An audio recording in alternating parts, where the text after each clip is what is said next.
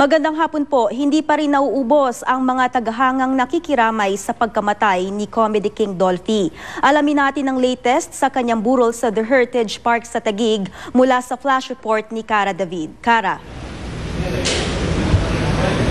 Yes, Lay, patuloy ang pagdating dito sa The Heritage Park sa Taguig ng ilang mga kaibigan at mga nakatrabaho ni Dolphy, pati ang kanyang mga kamag-anak.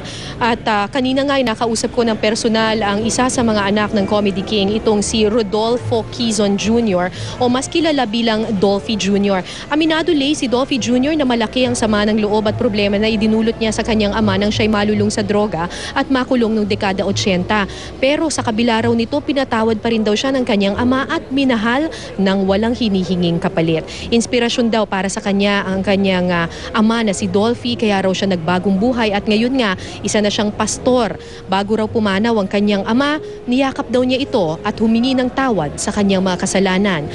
Lay, ayon sa mga anak ni Dolphy, hirap na raw ang kondisyon ng Comedy King ilang oras bago ito namatay, kaya napagdesisyonan na ng mga doktor ng Makati Medical Center at ng pamilya Quizon na ipaubaya na si Dolphy sa Puong May Kapal.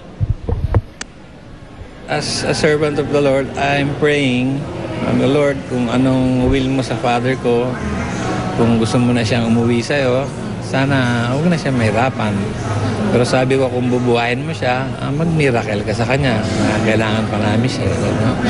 So, dumating naman yung time na talagang nakakadinig naman siya. Kaya tinatanong ko siya kung pagod ka na. Dad, pagod ka na? Nag-aantay si Jesus sa'yo. Sabi ko. Si Eric Quizon naman, malaki ang pasasalamat sa lahat ng mga bumibisita sa kanyang ama.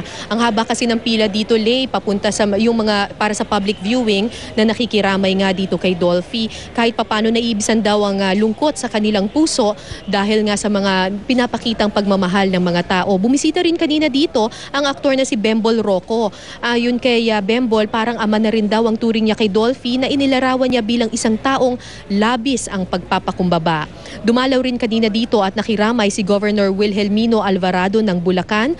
Tubong Balagtas, Bulacan daw kasi si Dolphy at nagpasa na sila ng resolusyon na nagbibigay pugay sa hari ng komedya.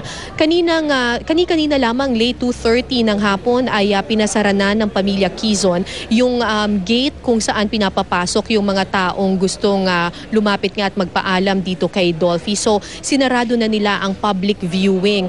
Pero sa ngayon mahaba pa rin yung pila. So ang ginagawa na lang, inuubos na lamang yung mga taong nakapasok na doon sa loob ng The Heritage Park at pagkatapos nito ay tapos na yung public viewing. Mamayang 6:00 naman ng gabi ay magkakaroon ng misa, necrological service dito sa loob na kung saan nakaburol itong si Dolphy at inaasahang dadaluhan ito ng mga malalapit na kaibigan ng Comedy King at syempre ng pamilya Quizon. Yan muna ang latest mula dito sa The Heritage Park sa Taguig City. Balik sa iyo, Lay. Maraming salamat, Cara David.